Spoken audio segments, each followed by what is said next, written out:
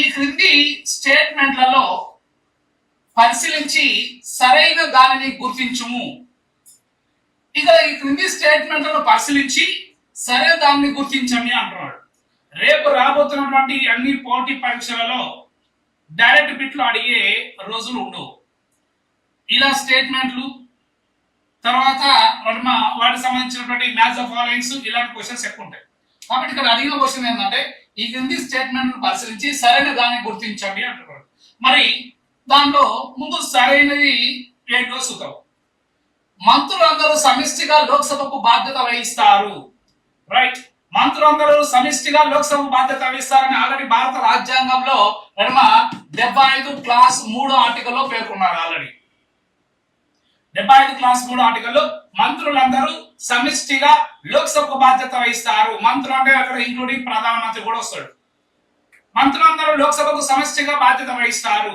అందుకోసమే లోక్సభ విశ్వాసం ఉన్న వారికి మంత్రులు పదవిలో ఉంటారు అనేది అక్కడ ఉన్న అంశం. కాబట్టి మన భారత రాజ్యాంగంలో 75 క్లాస్ 3 ఆర్టికల్ ప్రకారం మంత్రులందరూ సమిష్టిగా లోక్సభ బాధ్యత వహిస్తారు. రైట్ ఆన్సర్ ఇది.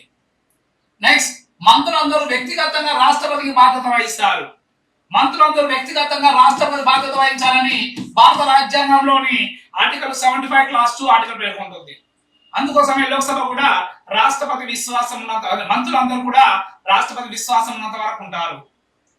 నెక్స్ట్, మంత్రులందరూ రాష్ట్రపతి సమక్షంలో ప్రమాణ స్వీకారం చేస్తారు. కరెక్టే, మంత్రులందరూ రాష్ట్రపతి సమక్షంలో ప్రమాణ స్వీకారం చేస్తారు.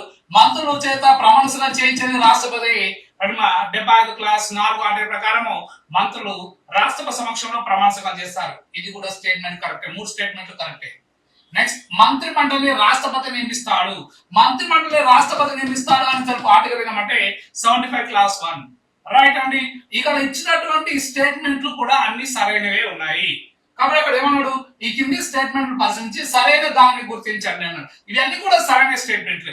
కాబట్టి ఈ 4 కూడా సరైన స్టేట్మెంట్లు. కాబట్టి ఈ 4 కూడా ఏ ఆప్షన్ లో ఉందో చూసుకుంటే సరిపోతుంది. కాబట్టి 4 ఆప్షన్స్ సరైనవి. కాబట్టి ఇక్కడ 4th ఆప్షన్ వస్తున్నాడు, ABCDలు సరైనవి అని ఉంది. అంటే ఇది ఆన్సర్.